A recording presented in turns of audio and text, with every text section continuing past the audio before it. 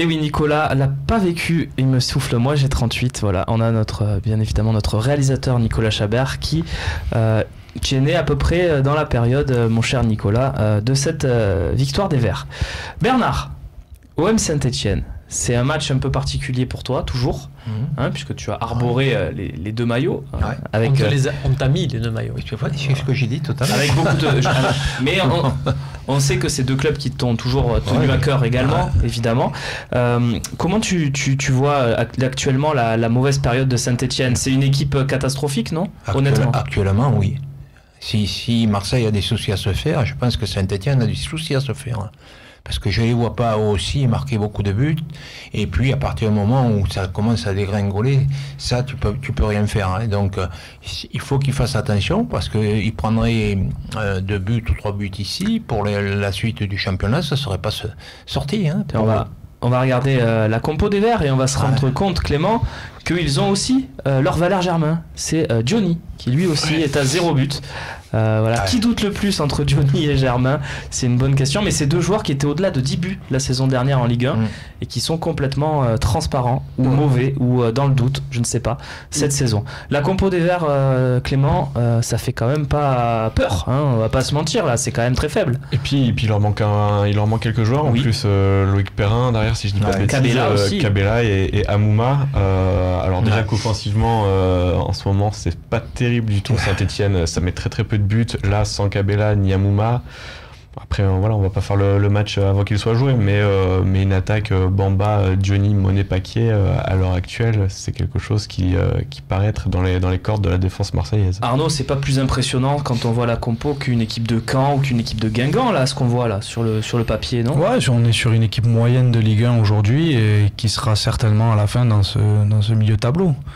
Ça fait pas très peur. Moi, ça me fait, pas dire plaisir ou quoi que ce soit, mais vous l'avez tous vu, ce dossier dans l'équipe là, sur le recrutement de Saint-Etienne avec leur nouveau spécial conseiller, l'ami du président, une connaissance à nous, l'ancien président de l'Olympique de Marseille. Mais des noms sur tes propos. On parle cash, on va le nommer, c'est la brune. Voilà, on avait compris. Donc ça me fait doucement rigoler de les voir dans cette situation. Je me réjouis pas de leur valeur, mais... C'est un peu pour ça que Garcia serait parti, parce qu'il n'a pas assisté au recrutement de certains joueurs. Oui, voilà. J'imagine que les méthodes, mais on le voit là avec les propos là, de Romeyer contre Ranieri. Ça a l'air d'être un club totalement en roue libre. C'est toujours la guerre Cayazo-Romeyer, tiens. Pas ouvertement, mais donc... C'est fou ça aussi, deux présidents quand même. Roland Romeyer est toujours au stade, donc Cayazo est à Paris, à Cannes et tout ça, donc il n'est pas souvent là, il vient que pour les matchs. C'est qui le vrai président? Romeyer. Romeyer, d'accord. Autant en avoir qu'un, quoi. Je sais pas. Maintenant ils en ont 3, donc je vais te poser une question. Oui. Je voudrais savoir, c'est ce que je disais à un journaliste ce matin de Saint-Etienne, que fait Dominique Rocheteau exactement? Voilà, c'est ce que je voudrais savoir. Oui. Il est directeur sportif, il est ci, il est là. Pas une fois, depuis 10 ans, 15 ans qu'il est directeur sportif, j'ai vu qu'il est allé voir un joueur, qu'on l'avait vu à l'étranger, j'ai jamais vu. Et là, on m'apprend qu'il y a 3 personnes qui vont venir pour faire les achats de joueurs. Ouais. Donc un Suisse. Donc clairement, c'est la merde, voilà, à Saint-Etienne. Je dis pas c'est je pose une question. Après, on s'en fout. Je pose une question. Tu es recruteur, tu es directeur sportif, tu vas voir un joueur. On me dit que tu es bon. Je vais te voir jouer plusieurs fois. J'étais en 89, 90 quand il y avait pour aller voir Morassic. Je suis resté et je suis allé 5 fois le voir. Et j'ai envoyé Sarah Magna 3 fois. Si c'est pour acheter sur les CD, c'est facile, hein, les CD sont vite faits. Après le problème, nous, Bernard, c'est qu'on peut pas trop donner de leçons sur les directeurs sportifs à l'Olympique de Marseille, parce qu'on en a convu beaucoup de joueurs. On a vu beaucoup de choses. Non, mais je pose une question, c'est tout. Parce qu'on attaque Romeyer et tout ça, ou Cayazo. Tu sais quoi, si Dominique Rocheteau nous regarde, qui l'appelle? Non, mais je veux dire, il a notre numéro, qui l'appelle. Messieurs, du coup, on a vu la compo des Verts, avec le portier Ruffier. Voilà, les gardiens qui peuvent toujours faire des gros matchs au Vélodrome, on connaît le contexte. Oui. C'est le seul... excellent. Mais c'est la seule inconnue, c'est-à-dire que c'est un joueur, je pense, qui est capable, sur une action, de faire une différence là où on s'y attend pas. Voilà. Oui. Mais sinon, c'est vrai qu'il paye. Après, on a beau jeu là de se moquer un peu du recrutement de cet été, de leur situation. Mais c'est une situation qui est latente depuis quand même quelques temps. Selnaes, Soderlund, tout ça, là, c'est ça qui les coule aussi. Hein. C'est pas faux. Il y a un manque de moyens global à Saint-Etienne, je crois, de toute façon. C'est pas le même budget que l'Olympique de Marseille non plus aujourd'hui. Tiens, Clément, on va commencer avec toi. On va faire la compo de l'OM. Tiens. Le coach, c'est nous. C'est une nouvelle rubrique depuis quelques semaines. Vous êtes 4, vous allez devoir vous mettre d'accord sur le 11 à aligner pour l'OM contre Saint-Etienne. On précise qu'on va commencer ce match en 4-2-3-1, évidemment, puisque Rudy Garcia ne déroge pas à son système tactique ces derniers temps. Donc le gardien, on est tous d'accord, ça sera Mandanda, évidemment. Clément, on va commencer avec toi. Qui tu mets arrière droit? Tiens. Je remets Hiroki Sakai sur ce match, puisque Bounassar a joué jeudi. Sakai aussi a joué jeudi. Il a joué à gauche. Non, je le remets quand même je le remets à droite parce qu'il y aura un peu plus d'opposition, je pense. Qui vote Bounassar? Alors Romain, oui, juste Romain. Pour compléter et être bien précis, bonsoir. D'habitude, là on enchaîne tous les 3 jours, donc on pense toujours des fois à ce match où ça tourne, notamment on a fait tourner en défense centrale. Là il faut penser que le match d'après, parce que l'OM jouera mercredi, c'est un match de Coupe de la Ligue. Donc pour cet exemple, et ça vaudra pour d'autres postes, moi là je vais te dire Sakai sans hésitation, parce que je sais que Bounassar il jouera mercredi. Oui. Tu vois, donc Sakai. Qui tu mettrais toi, Bernard? Sakai. C'est bon pour Hiroki, qui sera donc, selon vous, titulaire. Voilà. C'est bon, c'est fait, c'est Hiroki, prépare-toi. Charnière centrale, toujours intéressant. Rami, évidemment, je pense que personne va me dire non. Il est bon, Rami, Bernard, à ton poste. Pourquoi tu me regardes? Parce que c'est le spécialiste du poste. Oui, il est bon. Là, depuis quelques temps, il est très bon. Rami, voilà. Donc, avec qui, Bernard? Tiens, avec qui? Rolando ou Abdenour? Ça te plaît, ça? Vous me posez chaque fois la question. Non, okay. Rolando, c'est pas ma tasse de thé, donc pour différentes raisons, parce que je trouve qu'il apporte pas, je trouve qu'il a pas de relance. Plutôt Abdenour, alors. Comment? Plutôt Abdenour. Voilà. Plutôt Abdenour. Romain? Rolando. Arnaud? Abdenour. Et Rolando, et contrairement à ce que disait Bernard, je trouve qu'il a bien plus de relance qu'Abdenour. Rolando, je le trouve meilleur, plus serein balle au pied. Balle au pied, si c'est pour balancer les ballons devant, oui, il est bon, mais pour jouer les ballons dans les pieds... moins peur, moins frissonné que... Voilà, c'est relatif, voilà. C'est par rapport à Abdenour, pas... Vous savez ce qui se passe quand il y a égalité, c'est moi qui tranche, donc on sait déjà qui compose la charnière avec Adil Rami, évidemment Rolando. Capitaine même peut-être de cette équipe. Non voilà, Rolando, on maintient la confiance à la charnière qui marche depuis le début de saison. À gauche pour ça. À gauche, à ma vie évidemment, voilà. Pas de débat. Le milieu de terrain, on va mettre de suite Luis Gustavo, on va même pas réfléchir. Et puis on va voir qui on met à côté. Est-ce qu'on met Zambo ou est-ce qu'on tente un truc un peu plus offensif? Lopez par exemple, comme c'était le cas au dernier match où on redescend un peu Sanson. Qu'est-ce que vous faites? Allez, Arnaud. Moi je mettrais Maxime. Maxime Lopez. D'accord. Aussi. Ah, aussi. Ah oui, bien sûr. On maintient l'équipe qui a fonctionné au Vélodrome sur le dernier match de Ligue 1. Il a du talent à condition qu'on ne lui demande pas de venir chercher les ballons derrière.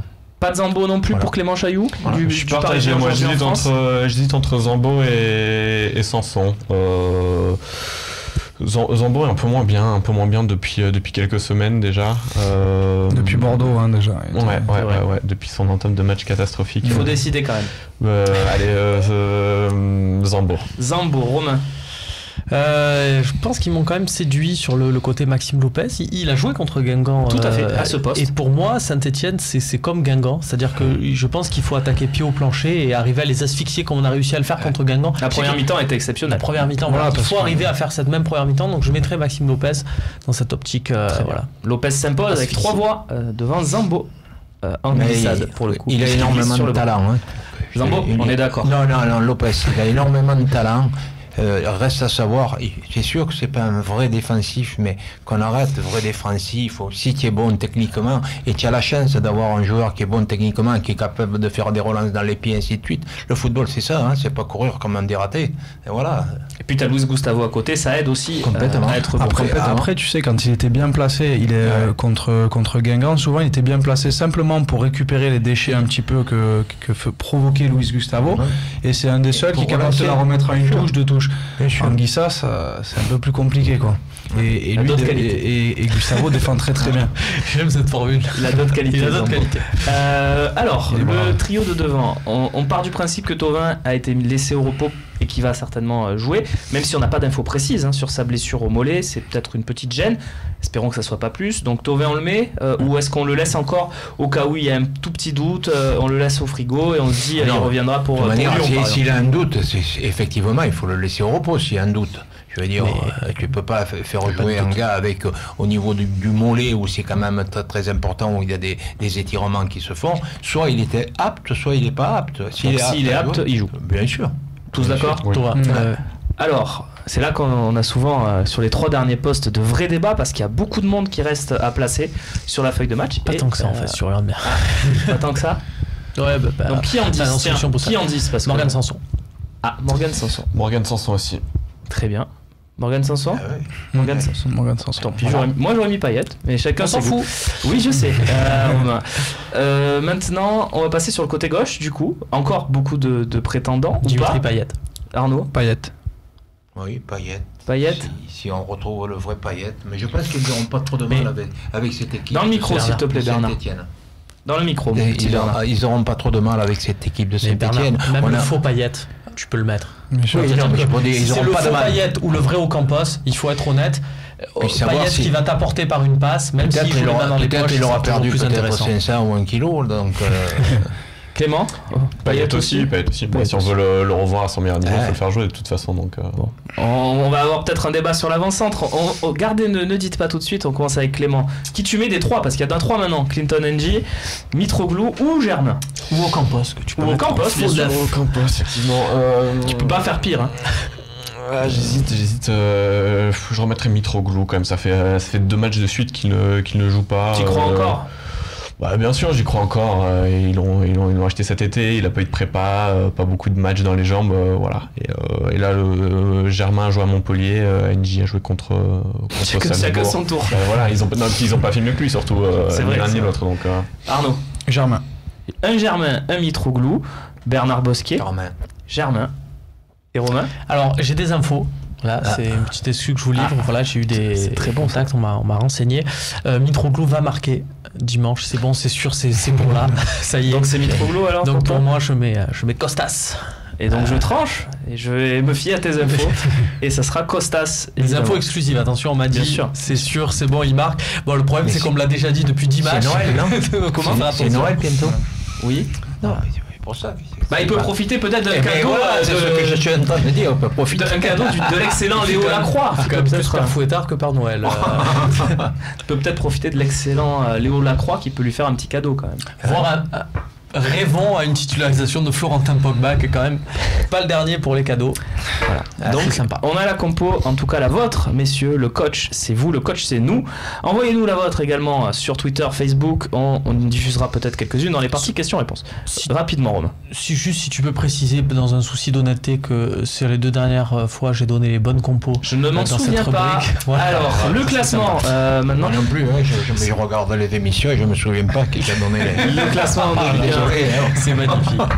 Qui va arriver, on va voir que l'OM est à égalité de points avec Lyon et Monaco. Donc la lutte va se poursuivre jusqu'au bout, peut-être, espérons-le en tout cas pour l'Olympique de Marseille, que cette 2e voire 3e place soit toujours un objectif. Et voilà la fin de classement où on aperçoit Saint-Etienne à seulement 4 points de Toulouse, qui est barragiste. Donc Saint-Etienne qui ne va pas très bien. Messieurs, je vous propose le calendrier. Le calendrier, évidemment, on ne peut pas l'oublier. Le calendrier avec les adversaires directs, Lyon et Monaco. Donc l'OM qui reçoit Saint-Etienne, Monaco qui reçoit Troyes et Lyon qui va dans un match un peu périlleux du côté d'Amiens. Amiens qui fonctionne plutôt bien en ce moment.